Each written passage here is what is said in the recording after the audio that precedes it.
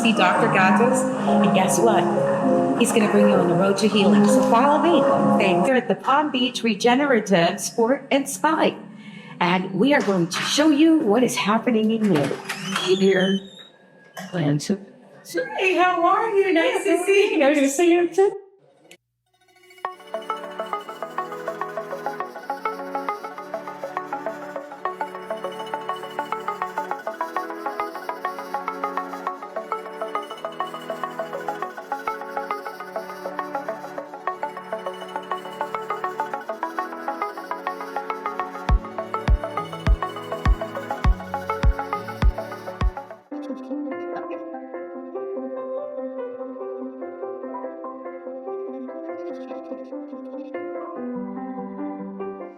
Naturalistas, we are back and we have Dr. James Ghattas from Palm Beach Regenerative Sport and Spa. You see, I'm inviting people to help me today.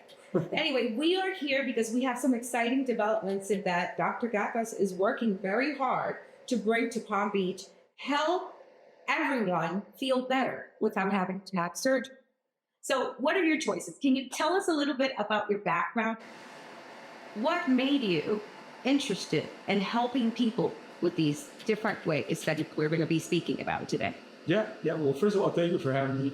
Thank you for being here. Wonderful opportunity. So thanks again. It was kind of a long and circuitous road, really, which is different than, your classic, I always knew I was going to get a doctor's story. I went into medicine after inspiration from one of my PhD biology teachers who knew about osteopathic medicine. I didn't really know what that was at the time. Went to medical school, I discovered what osteopathic medicine was, which is a DO, which I think I have it here on my shirt. Yes, look at that, it says it. And it's a medical degree, much like an MD. We just have an additional curriculum, an additional philosophy that addresses more holistic care and a special emphasis on manual musculoskeletal medicine. So went to med school, did the typical med school stuff. We all studied for the same boards and so on, but I had a particular interest in musculoskeletal. And, I went through medicine and med school and discovered that I really enjoyed neuroanatomy. It just made sense to me, logical, that's a pretty big word. Complex. Yeah. Right? And so when I was applying to residency, I was in between neurology and physical medicine. That's because they're very complementary and they really affect our lives as individuals and they kind of define who we are as humans. And so I matched into a residency at the University of South Florida.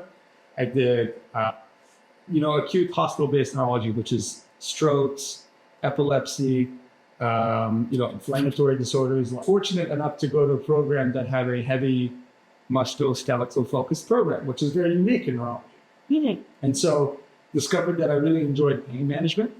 In my neurology residency and taking the boards and all that fun stuff, I matched into a pain management fellowship where we focus mainly on injection-based therapies for disorder, back pain, neck pain, cancer pain, nerve pain. So just anything out there that hurts, there's a remedy for it. Of course. And then I worked in pain management for about 6 months in private practice. 6 months. Just 6 months. That's all. Yeah, it's all it took. And, I gained a lot of really experience from it. I gained a lot of technical and procedural skill from that. Yeah. But I started to discover that there is this growing gap in between what can be offered for everyday individuals with common musculoskeletal problems. There's this gap between doing conservative care, which is like physical therapy, chiropractic care, massages, things like that, and then surgery, which is like a far extreme. Right.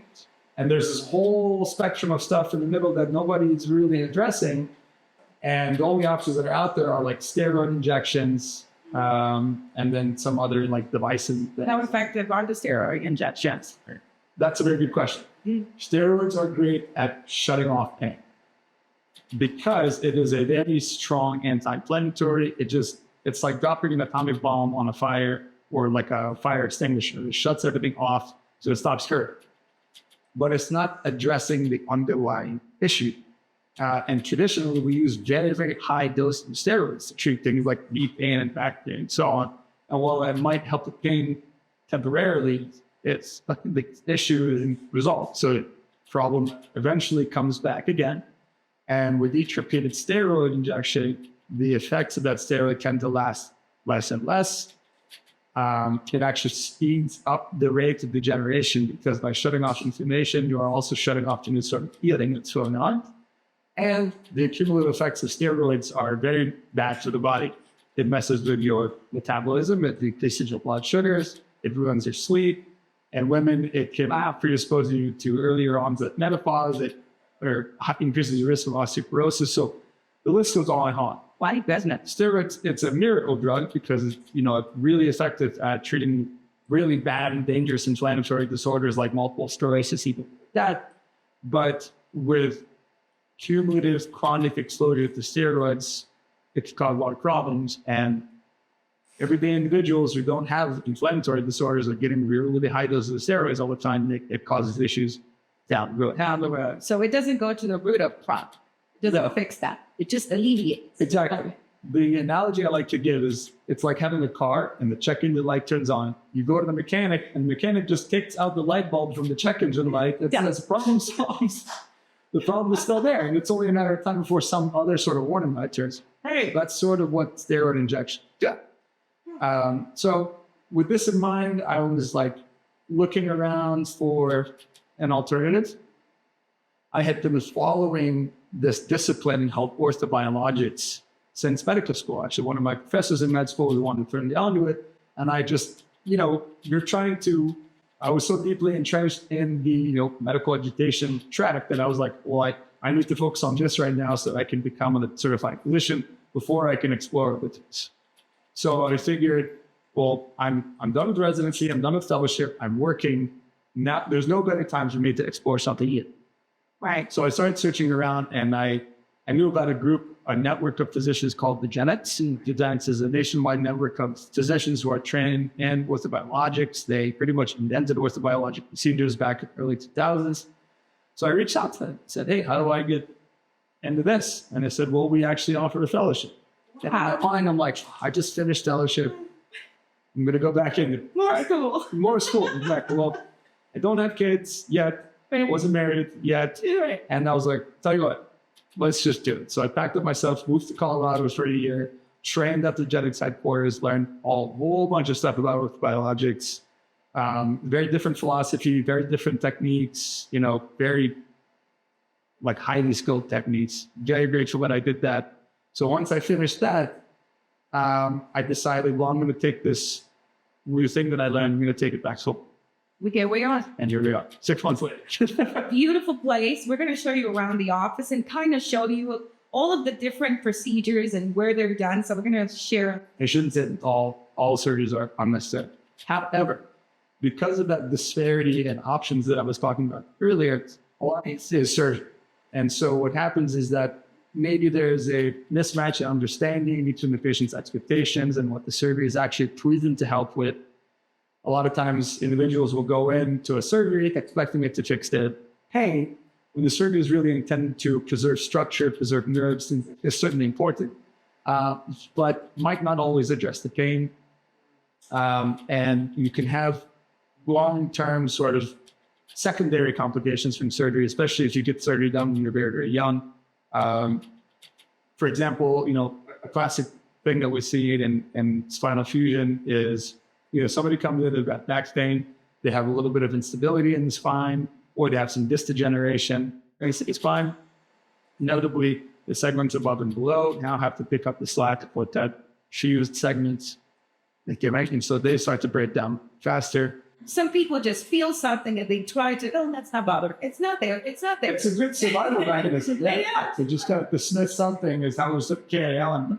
Right. Sometimes you got to slow down and listen. And listen, until the problem is so bad that you have to have an emergency spinal surgery because you didn't want to, go to the other options. And physical therapy wasn't working, which unfortunately, I've heard that physical therapy only works for certain people. It doesn't work for everyone. Just like not everything works for everyone. I would add an asterisk. Okay, so let's put one there. Because in my practice or in this discipline in general, I never, ever, ever treat somebody without making sure that they're getting high quality treatment. Sure. Because although what I do sounds fancy and great, Right. that's really not that complicated. All I'm doing is taking the tools that your body has had for eons, and I'm just placing it where it needs to be. Now, once I put those tools there, those tissues, like the ligaments, tendons, the muscles, they need instruction. They need to know what to do with all these resources. Then that comes from still physical evidence. Now, I do agree that there's this phenomenon where you have like, you know, you go to our physical therapy office 3 times a week, you put on a bicycle and,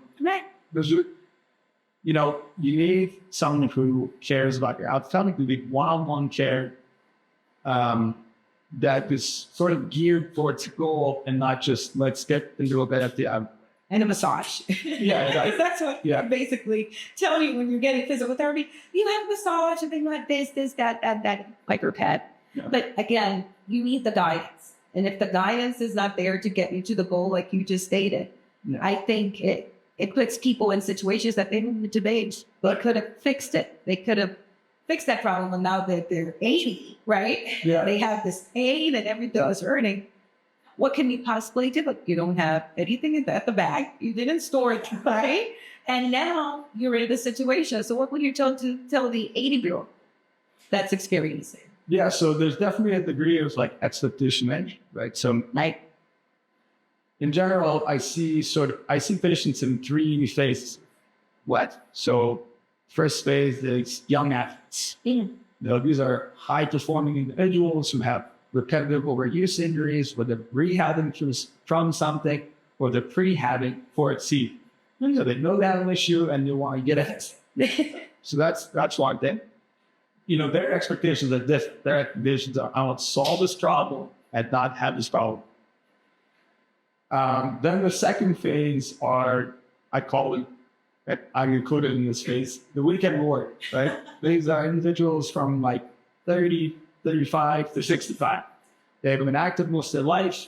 You know, they were previously athletes, but now whatever asymmetries or small injuries or nagging things are starting to really pick up momentum. The check engine light is coming. Check engine light is coming. So maybe the check brake light. Yeah, all of them. And so they are really, you know, they want to prevent it from becoming a bigger problem, avoid surgery, you know, fix certain injuries, and be able to continue to do the things that they want. They want hiking, and swimming, or golfing, you know, whatever it is that they want to keep doing. This treatment is frictionless. Once you enter into the more graceful years of your life, and outwardly years of your life, the goal is to just bring your function. Your goal is to slow down the pace of generation as much as I would like to not believe so. Generation and aging is inevitable. Mm-hmm. So we're going to slow that down and improve quality of life, of course, avoid surgery, and just maintain function. So we're going to watch you play your grandkids. That's the goal of these streets. Into an increment. They do. I mean, surgeon, I don't tell someone who's 85, like, hey, you're going to go run an iron. Yeah. You know, but so there's, I think, especially here in the state of Florida, the majority of the population is, you know, elderly. You know, we're, you know, headed in the same direction. Graceful. Yeah, graceful, right? And we're looking for solutions to different issues, check engine light and all these things out. I mean, I think that it's great that they have someone like you that can help extend or make their quality of life better. Yep. Yeah. I'm glad to give you that, Chris. One thing I you were mentioning earlier about seeking out, you know, natural remedies and so on. And I always like to recommend to people who are interested in this, you know, vet whatever it is you're looking at, because this field was not really, it's FDA regulated, but it's not, how I say this, they're not strict FDA guidance. So because that, there's a lot of variation into what is up. So what do you recommend they look for? So you should always ask 4 questions. Okay, let's go. 4 questions. Question number 1, where is the stuff you're expecting to be? Where is it coming from? Where did you get it? Yeah, it should be coming from your own body. It's not coming from you. With very few exceptions. It's not coming from you, then chances are it's not, it doesn't really contain or live up to claims. for stem cells. Wow, really stem cells not coming from your lung body. It has been proven that there are no actual stem cells. So, Wow. yeah. Hear that? So if you are getting something off the shelf, like umbilical cord, some tissue, or something like that, buying animal studies, yes, it's true that there are living cells in there, but I'm the same. Human is the process of walk with their own task. So now that's one important. Okay. Number two is what is the dose? So, what sets a Regenexx physician apart is that I can tailor those favorites much in the same way that I up to when it just does patient to treat appropriately. So you need to be able to know, what those platelets you're getting, concentration of platelets, so sense. Good. Number three, how is it being injected? If I want to inject all the delicate structures of the shoulder, I need to know where needles go. So I need to use ultrasound and X-ray diagnose. Know that white tissue, white site. Not just, hey, let's finish yours. That was enough. Blind injections work about the news. Wow. I actually know that even the most skilled and seasoned practitioners do blind injections. It's only 30%. It's a guess. So it's an educated test. Years of experience behind it. It's still only 30%. So you have to have that guidance. Lastly is who is to treat the There are plenty of very skilled nurses, practitioners, physician assistants out there that work to understand fully the risks and consequences and intricacies of these types of injections. Especially when it's treating the spine, you need board certified specialists. You hear that? Okay. Make sure that they don't tell you one thing for another or sell you a treat percent. There's only a 30% chance that it's going to work. So we're so grateful that you're here with us today. We are thankful that we have new information that you probably didn't know. And I'm just so happy to have come to visit your office. We're going to show you a little bit about what they do here in the rooms. So Don, we have to come and visit. We will have all the information listed. And also, what do we have next? Can you give us a tour? Yeah, absolutely. I'd love to give you a tour. Let's do it. I have a whole, I see. array of supplements here. And the PMT stands for, pain medication therapy. I do offer an array of different supplements, and a lot of these act as like an adjunct or support for pre-treatment and post-treatment, and in some cases just a general everyday thing to use. And so that you are, Yeah, right. So, and it is, high potency, 1,500 milligrams in one tube, so that can last you, several months.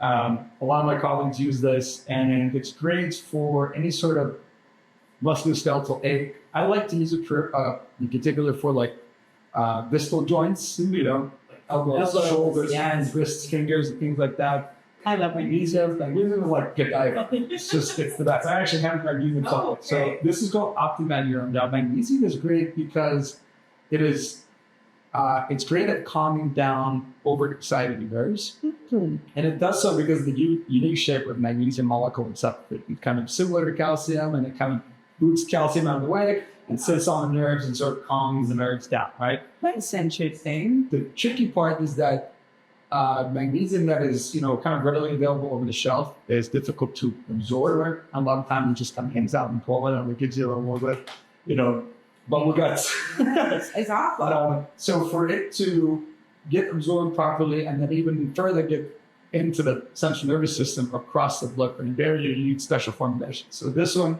called OptiMag Neuro, is a blend of magnesium malate, magnesium threonate, and magnesium glycinate. So, Oh my goodness. these are like The power up. the power. Yeah. And so, I actually use this, and it helps me sleep prior to a stem cell procedure. I see. So we would recommend taking this, one gulp a day for 30 days prior to replant stem cells. So this is a draft. This is a practice, exactly. And it's a blend of natural anti-inflammatories like turmeric with black pepper extract, resveratrol, a host of vitamins, and so. We actually have a study coming out pretty soon investigating how much does increase your stem cell. That would be wonderful to know. That's great. Yeah. And but this comes in wonderful flavors, and you can take your choice, and then you'll be ready for your little stem cell procedure. You show us where you do that.